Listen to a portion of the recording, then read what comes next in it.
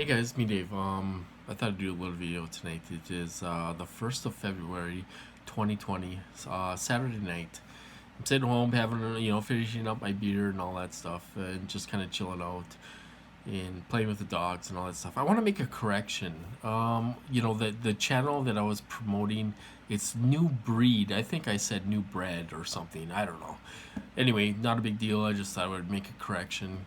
Um, but anyway, I want to talk about something we can all relate to, and that is trying to work in this program. While you're going through this program, you're being gang stalked, and you're trying to hold a job while you're in this program. The reason why I want to talk about this is because, I told you guys that I got pre-approved for a house, but I didn't have any cash. I needed a few $1,000s down to pay for inspections and help with closing costs and to have earnest money and all this stuff. And so I had to put that on hold. There's no way I could come up with that money. I only had 45 days to find a house, buy a house, look at a house, and put an offer in and all this stuff. And I couldn't do it in 45 days. So I'm gonna have to reapply later on in the year or later on when I'm ready to, look for a house.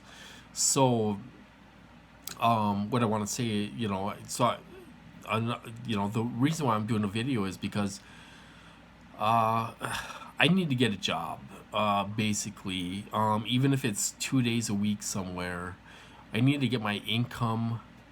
Uh, I need more income. So I'm gonna start looking for a job. I applied at one place, haven't heard back yet. It's been about a week. They're hurting for people. I'm trying to work overnight somewhere. If I can work overnights and maybe work by myself or with another staff member, maybe it'll cut down on things. Because of my last job, these guys were at my last job. They had me pushed out of my last job. They were having me do all these extra duties. Um, I'm not going to go into big detail about that, but they were basically doing all these things to me to try to get me to quit my job. And all the workers were involved in all this stuff at my last job, and so I wasn't quitting, and I think they were mad about that. So I wasn't quitting. I kept on going to work, and all this stuff, and I was working overnights, and they were making me so tired. They were putting me to sleep, so I would oversleep. You know, uh, when my shift started, I'd oversleep.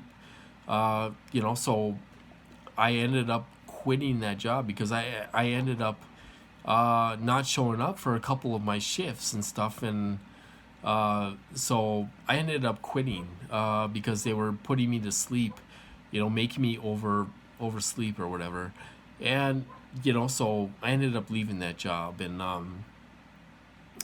stuff. So I haven't worked in since 2014. It's been 6 years, so I'm gonna try to get back in the workforce and work a couple days a week and see if I can double my income, basically. And we'll see how that goes. So because I want to be able to buy a house, and I don't want to be restricted to a certain area.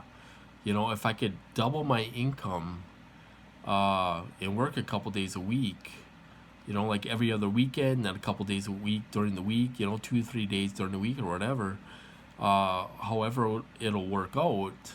You know, it'll give me more, uh, more room to, search for a house in other areas that I'd be able to afford a better house in different areas and stuff like that. Um, so that's what I'm going to try to do. And I'm sure you guys can relate. You've been mobbed at work. I'm sure they try to push you out of work.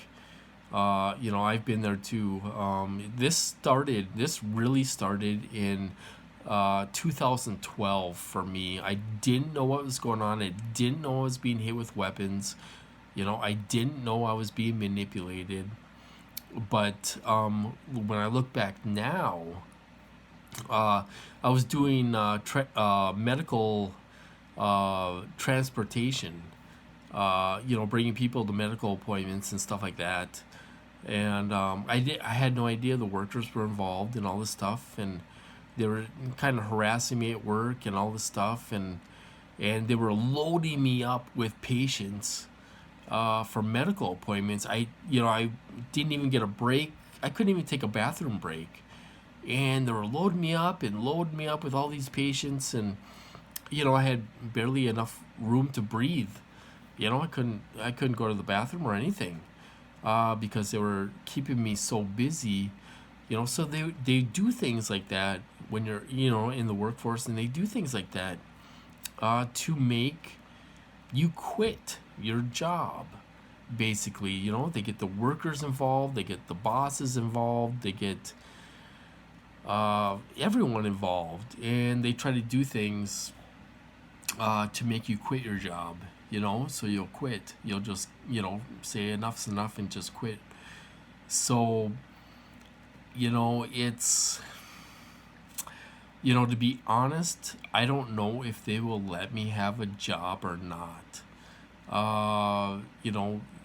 They might let me get a job and keep it for a few months, and then they might start with harassment, and they might start with having me do all these duties that are overwhelming or whatever. They might do whatever to try to get you to quit, and stuff. And I don't know how it's going to work out, but I'm going to try to get back in the workforce and, start out a couple days a week and see how that goes. It might not work out at all.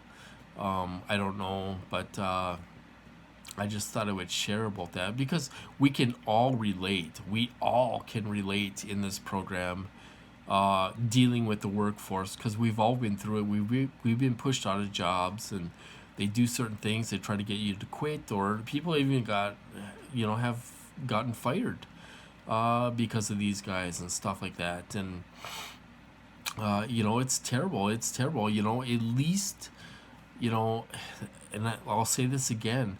I feel lucky because I do have an income coming in, so, I do feel lucky that way. But who knows how long this is going to last, with the way Trump's going and all this stuff. They could boot half of us off disability or whatever. He's trying to get, trying to make changes to people that are on Social Security and all this stuff, disability and all this stuff. So anything could change. We could, I don't take anything for granted because I could be living in my van tomorrow, and there's nothing I can do about it. You know what I mean? I could be living under the freeway in my van, and you just don't know what's going to happen in this program. Before they said that, they would never put me out on the street and stuff like that, but you'd never know. Anything could happen. You don't trust these guys. If you trust these guys, that's not good. You can't trust these guys. What they say, everything they say is a lie, and stuff. So anyway, I just thought I would share a little bit. I'm going to try to get back in the workforce.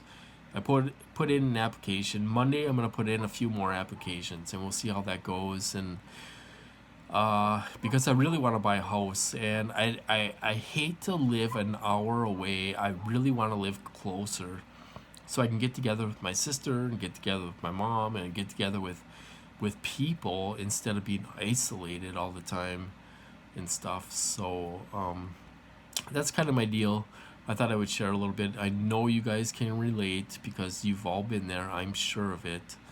And I guess I will cut this off and talk to you guys later.